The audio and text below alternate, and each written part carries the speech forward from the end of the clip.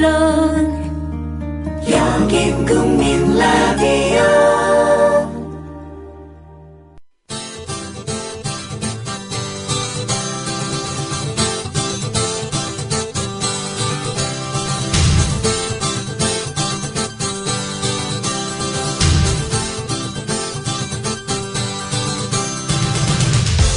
투박하지만 정직하다. 비평을 비평하는 남자 서영석. 그가 바라본 세상. 사설과 칼럼을 통해 오늘을 짚어본다. 서영석의 라디오 비평.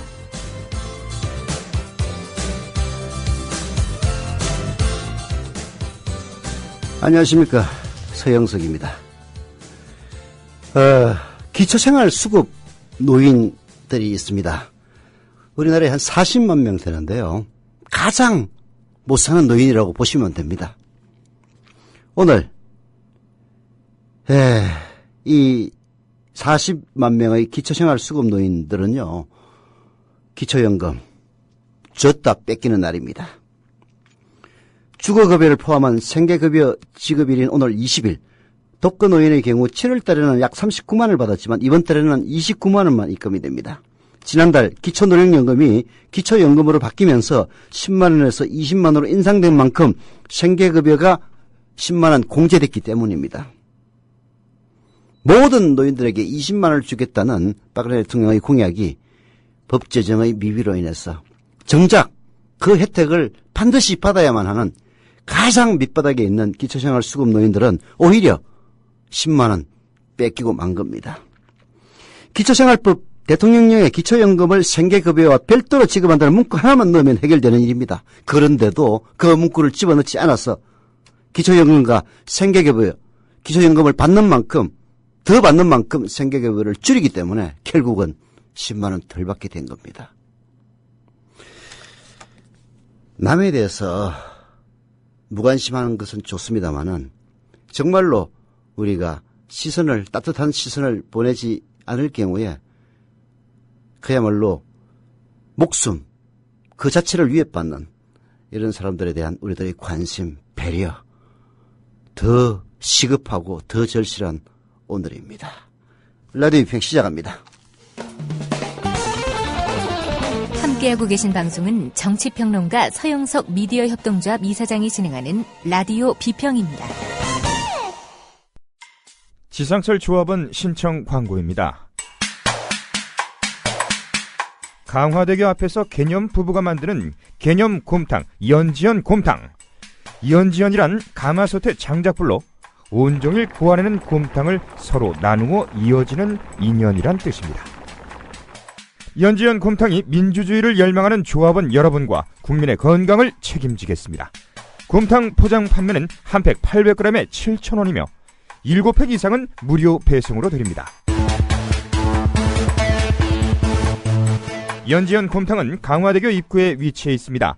단체 주문 예약 및 포장 주문 전화번호는 010-7252-1114, 010-7252-1114, 031-989-9968. 조합원 단체 예약은 10% 할인해드립니다.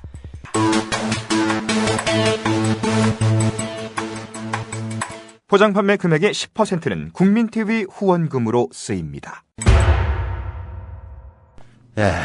과거를 생각해 봅니다.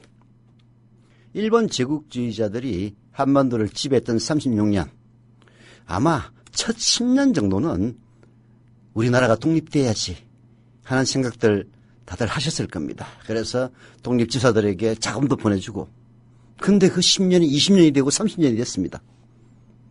너무 필요해요. 일본은 우길성천하는 기세로 보입니다. 그래서 독립운동 하면 뭐하냐, 너무 필요하다, 피로감을 호소합니다.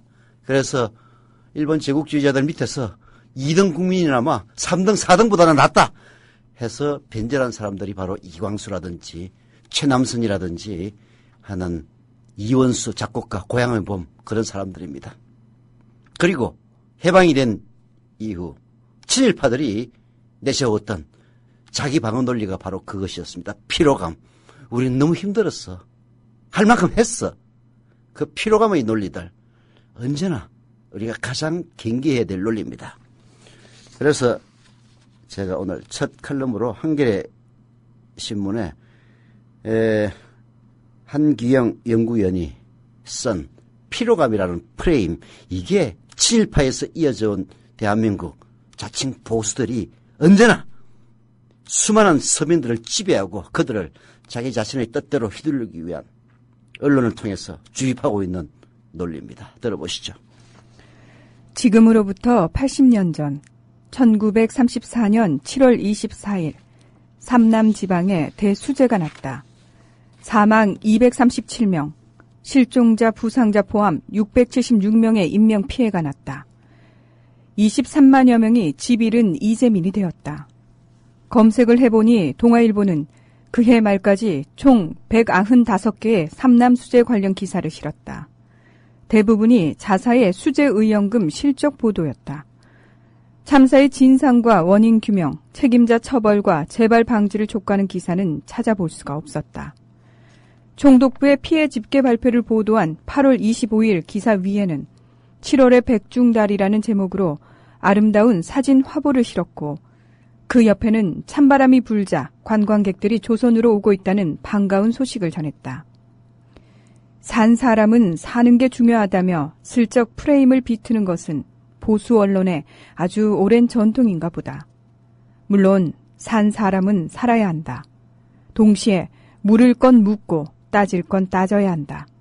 그래야 참극이 되풀이되지 않을 것이기 때문이다. 그렇습니다. 지금도 세월호 여파로 아이고 죽겠다, 소비가 위축되고 있다, 산 사람은 살아야 되지 않느냐, 이따위 주둥아리를 놀립니다. 하지만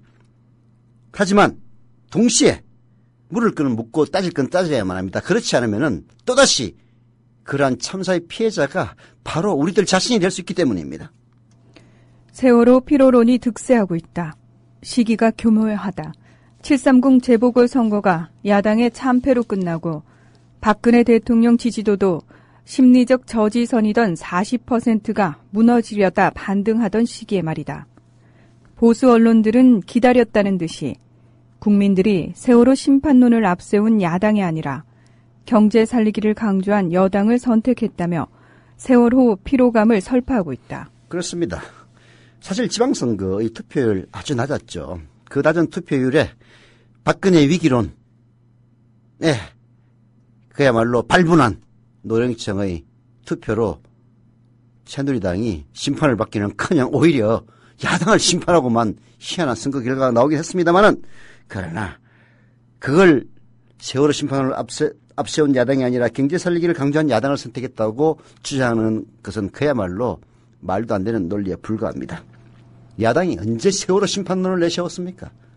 세월호 심판론을 내세운 사람들은 국민들밖에 없었습니다. 야당, 여당 한 몸으로 세월호를 덮기에 급급했을 뿐입니다. 이들이 주장하는 세월호 피로감이라는 말의 실체는 모하기 그지없습니다. 여론조사 결과만 놓고 보면 세월호에 대한 관심이 여전히 높습니다. 특별법 제정 등의 진상규명에 대한 요구도 강력합니다. 8월 1일 발표된 갤럽조사에 따르면 진상조사위에 수사권을 부여하는 문제에 대해 무려 53%가 찬성했습니다. 반대 의견 그 절반도 안 되는 24%에 불과했습니다. 그리고 국민의 64%가 세월호 침몰 사고의 원인과 책임이 아직 규명되지 않았다고 보고 있습니다. 국민들의 압도적 다수는 여전히 세월호 진상은 규명되지 않았고, 그리고 세월호 진상을 규명하기 위해서 진상조사위원회에 수사권과 기소권을 부여한다고 생각하는 사람이 더 많은 겁니다. 다만 그들이 투표에 참여하지 않았을 뿐입니다. 국민 다수는 아직 충분히 울지 못했다라고 믿고 있는 겁니다. 상황이 이런데 세월호 피로감이 부각되는 걸 보면 이들의 이런 식의 보도의 표면에 과연 어떤 정치적 효과를 기대하는 것인지 눈에 불을 보듯 뻔합니다. 세월호 피로감은 정치적 프레임이다. 프레임은 사실 여부를 넘어 특정한 정치적 효과를 노리는 이야기 틀이다. 이로 인해 이익을 얻는 세력과 피해를 보는 세력이 생긴다. 이 프레임을 들여다보자. 경제가 어려운데 출구를 찾자. 특례 입학이나 의사자 지정은 심한 것 아닌가. 야당이 세월호 이슈를 지나치게 정치적으로 이용하고 있다 등등. 정작 유가족은 이런 요구를 하지도 않았다는 팩트 따위는 중요하지 않다. 이 프레임 속에서 세월호 이슈는 자연스럽게 민생을 불편하게 하는 걸림돌이 된다. 그렇습니다. 결국은 이 정권이 무너질 경우, 이 정권이 그야말로 국민들의 외면을 받을 경우 자기 이익을 상실한다고 보는 자칭 보수 언론들의 프레임에 불과한 겁니다. 이런 프레임 속에 빠지지 말자라고 얘기하면서도 빠지는 국민들이 여전히 많다는 사실이 많은 사람들 힘 빠지게 합니다. 그래서 미디어협동조합 국민TV가 시작된 겁니다. 27,000명. 많은 숫자입니다. 하지만 5천만 동포들에 비하면 너무나 미약한 숫자죠. 물론 카레의 시민들, 깨어있는 시민들은 7명에 불과했습니다. 5천만 동포 중에서 무려 27,000명이 깨어있다는 사실은 저희들을 더 힘을 내게 하는 요인이기도 합니다만은 어서 빨리 5만 10만으로 가서 더 좋은 방송으로 이런 보수 언론의 프레임을 깨고 싶은 마음 간절합니다. 곧잘 간과되고 있지만 또 다른 정치적 효과를 따져볼 필요도 있다. 세월호 피로감을 의식하는 순간 대화의 화제로 꺼내기 어려워진다. 서로 부담스러운 탓이다. 민주주의의 본령이 다수결이라는 형식적 승패가 아니라 소통을 통한 숙고와 성찰이라는 내용적 과정에 있다면 피로감 프레임은 민주주의 자체를 질식시킨다. 그렇습니다. 아유, 그런 얘기 좀 하지 마. 귀찮아.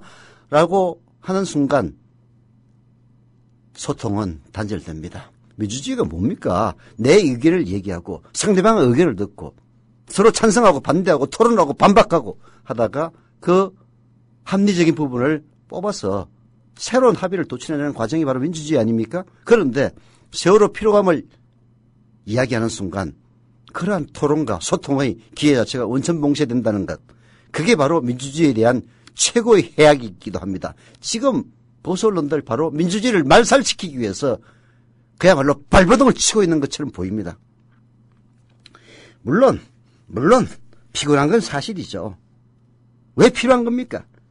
경제가 안 좋아서가 아니라 오히려 정치권이 정의롭지 못하고 그리고 무능하기 때문입니다.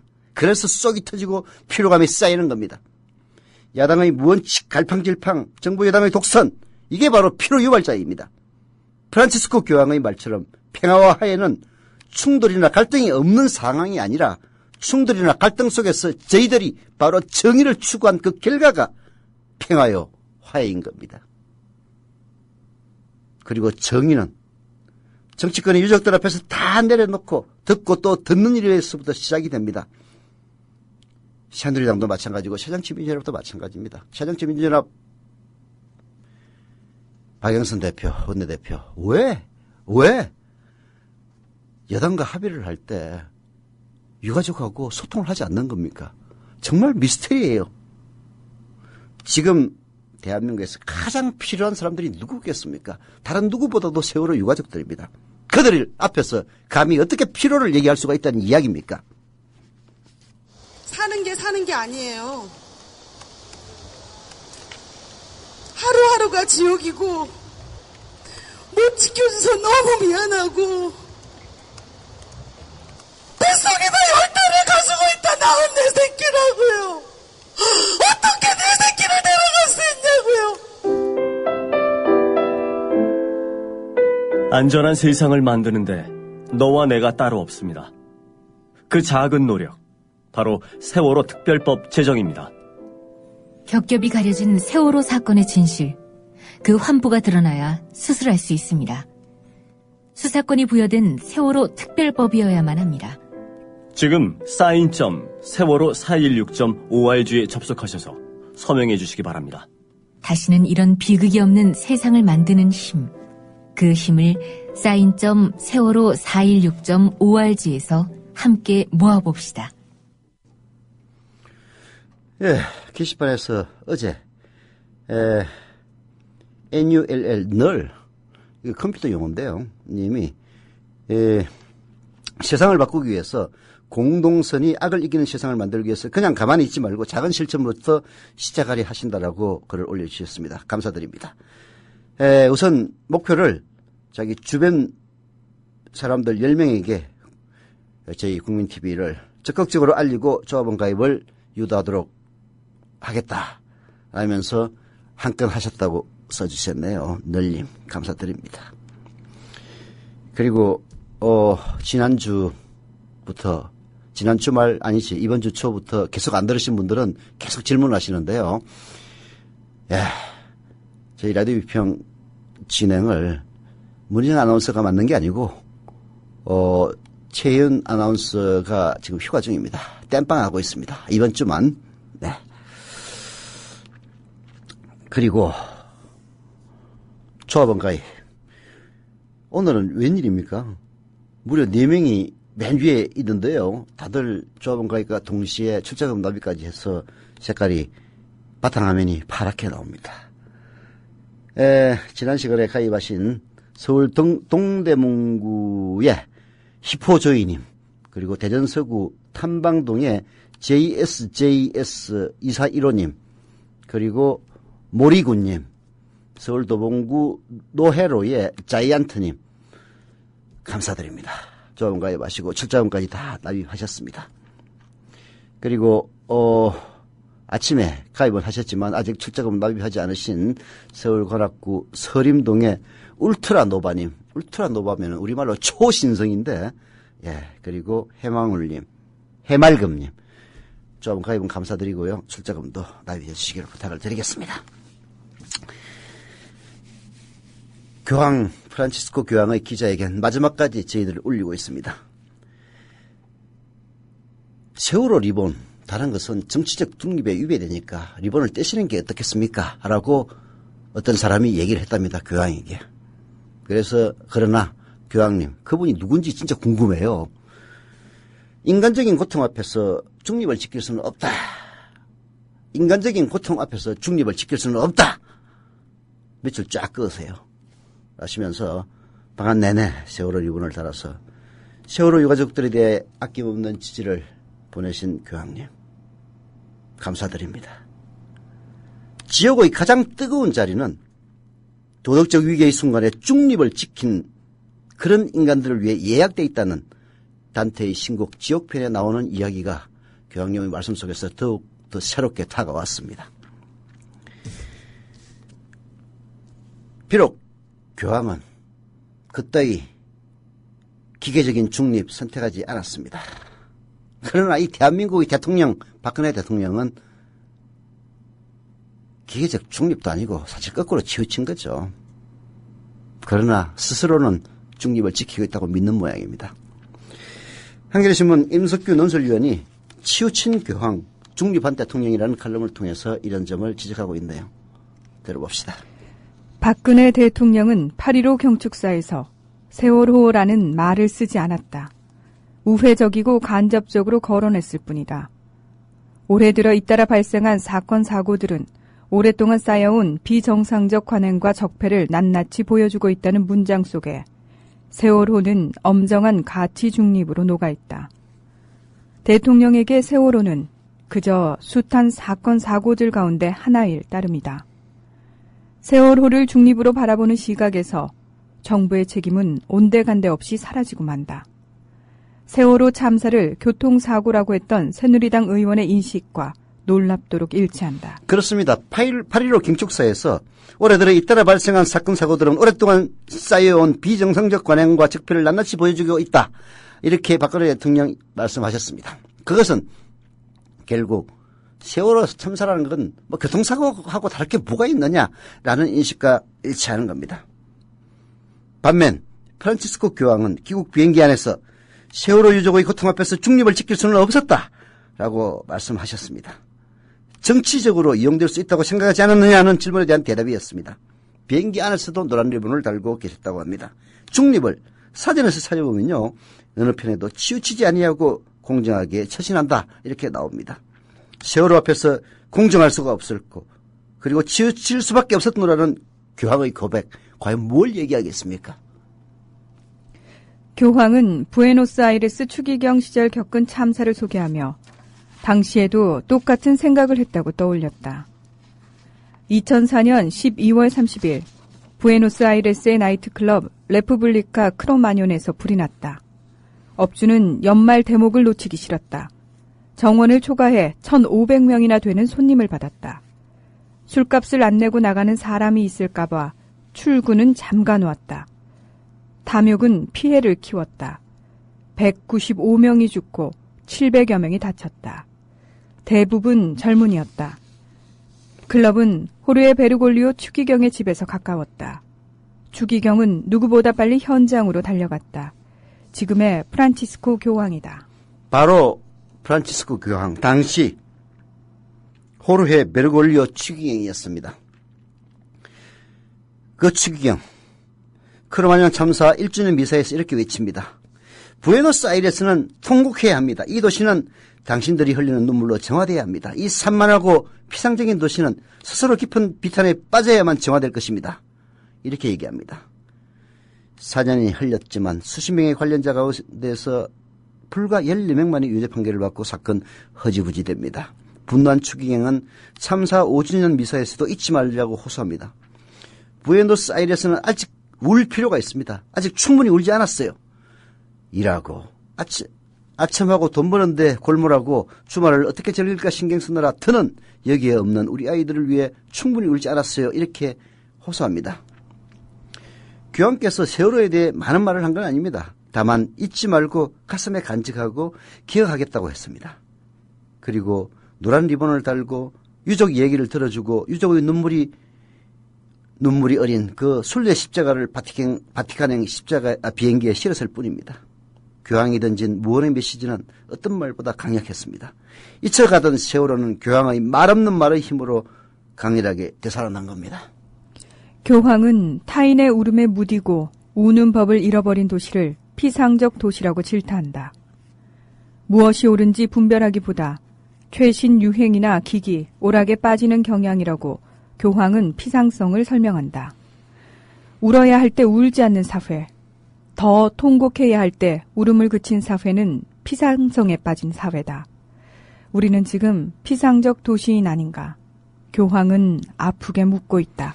그럼에도 불구하고 이 땅에 자칭 보수 언론들은 이제 세월호 피로감에서 벗어나자, 경제를 살리자, 세월호 피로감하고 세월호하고 경제 살리는 거하고 도대체 무슨 상관이 있습니까?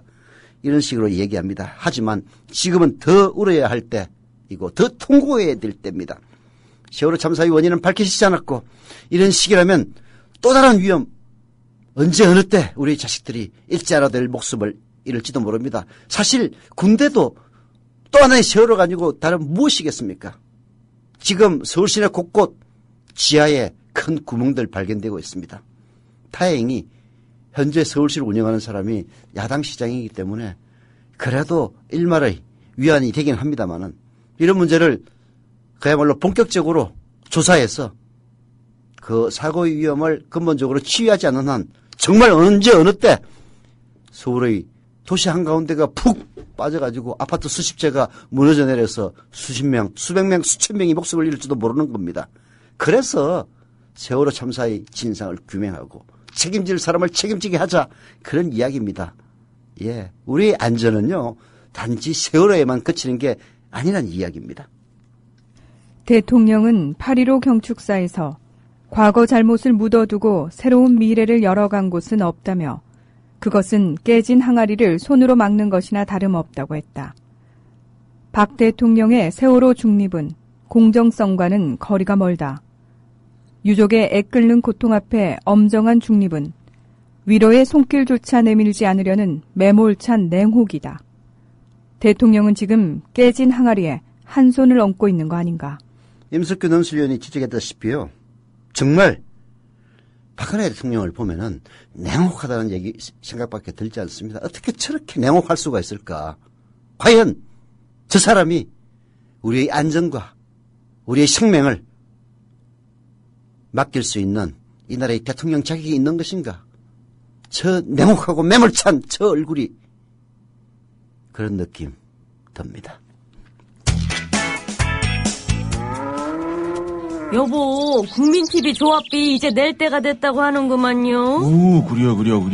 그 국민TV도 개국하고 그 뉴스케이도 하던지. 달달이 11,000원 내는 거 맞죠? 11,000원만 내지 말고 좀 더 혀. 이 새싹이 돋아날 때는 물을 충분히 줘야 하는겨. 아이, 근데 인터넷으로 하려니까 보통 어려워서 뭔. 공정 언론을 꿈꾸는 미디어 협동조합 조합원이 해야 할 일. 조합비 납입입니다. 매달 고정 납입 어려우신가요? 월요일부터 금요일까지 아침 9시부터 저녁 6시까지 서울 전화 3144-0933, 3144-7737로 전화하세요. 사무국 요원들이 친절하게 안내해드리겠습니다. 서울 전화 3144-0933 또는 3144-7737. 여기는 진짜 언론, 미디어 협동조합입니다. 네, 팟빵 게시판에 이런 글이 올라와 있습니다. 연지연 곰탕 다들 아시죠? 강화대교, 서울에서 강화대교 건너기 직전 왼쪽 편에 있습니다. 그 연지연 곰탕에 할아버지 조합원께서 곰탕 주문하러 파주에서 직접 오셨다는데요. 예, 그 할아버지 조합원 말씀이 같은 나이 또래분들 가운데서 말이 안 통해서 많이 외로우시다고 합니다. 아주 선진적인 할아버지시네요. 예, 응원해드립니다. 그리고 모리구님 방금 조합원 가입하셨는데요. 이항윤 기자님 팬이라고 합니다. 전에 없이 직접 돈 이야기를 하시길래 과감하게 가입하고 출자금 납부했다고 합니다. 국민 라디오 매일매일 들으며 출퇴근하고 있다네요. 아이가 어려 친구 한번 만나지 못하는 삶인데 큰 벗이 되어주어서 늘 고맙습니다. 아, 애가 어리다 보니까 애가 어리면요 진짜 어디 다른 사람 만나기 힘듭니다. 그래서 친구 한번 만나지 못하는 삶인데 이 국민 라디오가 큰 벗이 되고 있다니까 정말 감사드립니다. 그리고 또 광고하겠습니다. 오해숙 생활단식 광고입니다. 돌아온 오해숙 생활단식 하면요 뭐 다 좋은데 제가 특히 강조드리고 싶은 것은요 고혈압이신 분들 특히 좋습니다. 제 아는 고혈압 환자 30년 동안 고혈압 약을 입에 달고 살았는데 단식하고 나서 그대로 끊었다고 하더라고요. 물론 이건 뭐 치료가 아니기 때문에 100% 보장을 할 수는 없는데요. 고혈압의 원인이 되는 삶의 습관을 단식을 통해서 확실하게 고칠 수 있기 때문에 고혈압 환자들 그리고 뭐 비만한 사람들은 말할 것도 없고요. 오해숙 생활 단식에서 한번 해보시기를 권유하고 있습니다. 관심 있으신 분들은 오해숙 생활 단식 010-2013-8575 지금 저 원고 없이 안 가져와가지고 지금 외우고 있습니다. 010-2013-8575로 전화하시면 됩니다. 예. 오늘 한국일보에서 정태호 경희대 법학전문대학원 교수가 대통령의 사생활에 대해서 또 일침을 가했습니다. 이건 뭐 수백 번을 얘기해도 그야말로 모자람이 없는 것이기 때문에 아직 넘침이 없는 것이기 때문에 말을 거꾸로 했습니다. 다시 한번 세월호 대참사 와중의 대통령의 사생활이라는 정태호 경희대 법학전문대학원 교수의 한국일보 칼럼을 소개해드립니다. 구명조끼를 학생들은 입었다고 하는데 발견하기 힘듭니까? 지금은? 갇혀있기 때문에 구명조끼가 의미가 크게 없는 것 같습니다. 아, 갇혀있어서요? 이 대화는 4월 16일 세월호 대참사 사고 발생 시간으로부터 7시간이 지난 뒤 박근혜 대통령이 중앙재난안전대책본부를 방문했을 때 대통령과 안행부 2차관 사이에 오간 것이다. 자, 구명조끼를 학생들이 입었다고 하는데 발견하기가 힘듭니까? 라는 이 대통령의 말만 알려져 있는데요. 그 전후 맥락은 잘 알려져 있지 않습니다. 사실 이것 때문에 제가 다시 한 번 더 이 칼럼을 청취자 여러분들에게 소개해드리려고 했던 겁니다. 대통령이 구명조끼를 학생들이 입었다고 하는데 그렇게 발견하기가 힘듭니까? 라고 지금 이렇게 말을 하자 안전행정부 2차관이 아이들이 배 안에 갇혀있기 때문에 구명조끼가 의미가 크게 없는 것 같습니다. 이렇게 답을 합니다. 그러자 대통령 갇혀있었어요. 라고 얘기를 했던 겁니다. 말하자면은 그 7시간이 지난 직후 중앙재난안전대책본부를 방문했던 그 순간까지 박근혜 대통령은 세월호 참사에 대해서 전혀 맥락을 파악하지 못하고 있었다는 이야기입니다. 바로 이 이야기는 TV로 많은 사람들이 가슴 졸이며 지켜보고 있던 사고 상황조차 제대로 파악하지 못했다는 것. 그것을 바로 이 문답은 시사하고 있는 겁니다. 그것이 바로 많은 국민들을 당혹시킨 겁니다.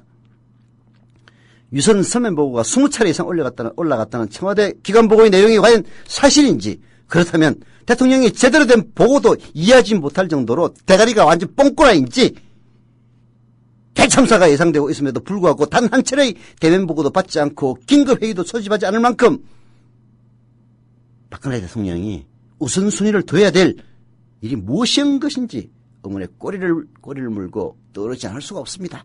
이 부분을 명확하게 밝히지 않으니까 롯데호텔 얘기가 나오고 마사지 얘기가 나오고 온갖 흉흉한 루머들이 돌고 있다는 사실, 청와대는 명심해야 합니다.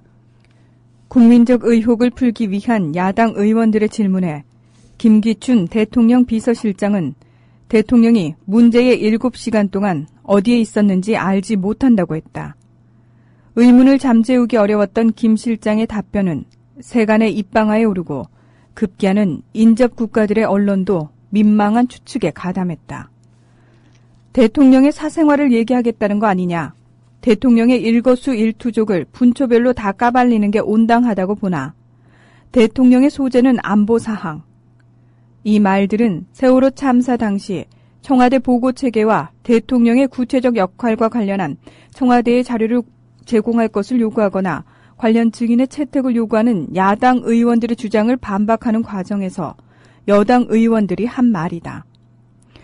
과연 여당의 주장대로 대통령의 당시 동정을 사생활의 비밀이나 국가안보사항으로 보고 덮어야 하는 것일까? 말도 안 되는 얘기죠. 정태희 교수는 계속 이야기합니다. 대통령에게도 기본권에 의해 보호받을 수 있는 사생활과 비밀 있을 수 있다고요. 그러나 국민의 정당한 관심의 대상에서 벗어날 수 있는 대통령의 사생활의 범위는 매우 좁다는 겁니다. 대통령은 거의 모든 동정이 공적 관심사가 될 수 있는 공인 중의 공인이기 때문입니다. 오바마, 청와대, 그리고 백악관 홈페이지 서로 비교해보면 금방 드러나요. 보통 사람의 건강정보는 민감한 사생활 정보로서 함부로 공개돼서는 안 되지만 대통령의 건강정보는 그렇지 않습니다. 대통령의 건강 상태는 바로 헌법사항이기도 합니다. 왜? 대통령의 질병으로 인해서 직무수행 불능 상태가 온다면 대통령의 권한이 헌법에 의해서 차순위자에게로 권한이 이양되어야 되기 때문입니다. 대통령의 부도덕한 사생활 탄핵의 계기도 될 수가 있습니다. 현행 헌법은 직무수행에 관한 위법 행위만을 탄핵 사유로 명시하고 있습니다. 물론 그래서 사생활의 비행, 그야말로 잘못된 사생활 그 자체로 탄핵 사유는 아닙니다.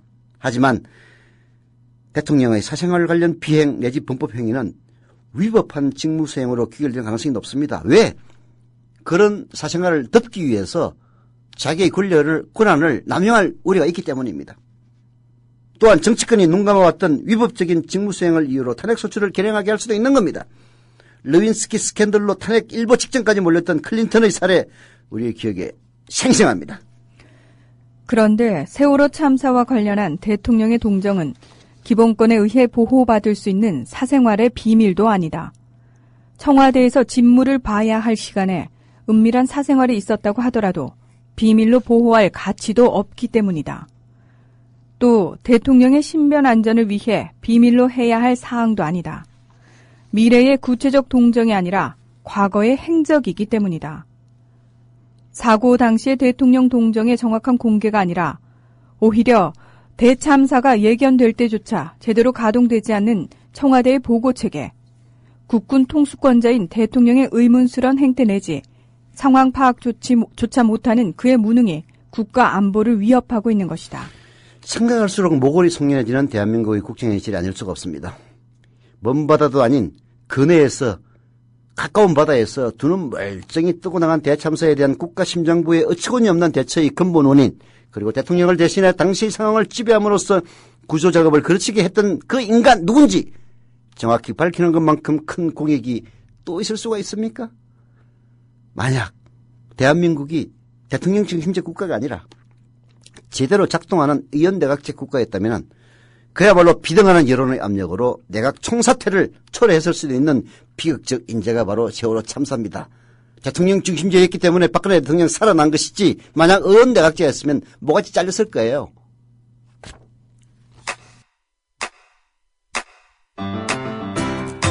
국민라디오 지지하는 4가지 방법 아시나요? 다운로드하기, 별점 주기, 댓글 달기, 구독하기. 국민라디오를 보다 많은 이들에게 전할 수 있는 가장 손쉬운 방법. 다운로드하기, 별점 주기, 댓글 달기, 구독하기. 잊지 마세요. 다운로드하기, 별점 주기, 댓글 달기, 구독하기. 네, 게시판에 왕싸가지님이 그러면 안 되는데 국민TV에 올인하기 위해서 대한언론 후원하는 거 모두 끊어버리고 그 돈으로 정자를 할까 월 시청률 선업을 할까 갈등하다가 국민TV 조합은 배가운동 광고를 냈다고 합니다. 개편 때부터 광고 나온다고 하네요. 뭐 감사드립니다. 하지만 뭐 다른 대한언론도 후원해 주셔야죠. 예.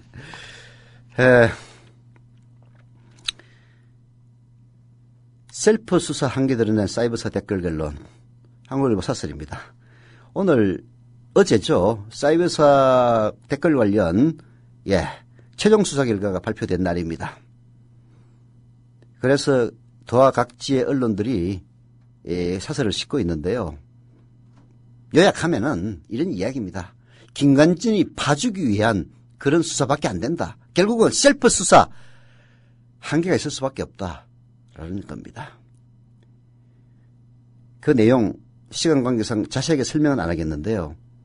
정말 사이버 사령부의 댓글 공작은 군의 정치적 중립이라고 하는 그야말로 87년 민주화 이후 이뤄낸 최대의 성과를 그 근본부터 위협하는 엄청난 범죄 행위입니다. 그것을 오로지 박근혜 대통령을 이렇게 했다는 이유만으로 이런 식으로 묻고 지나간다면 역사의 죄인이 되는 겁니다. 라디오 비평 오늘 순서 여기서 마치겠습니다.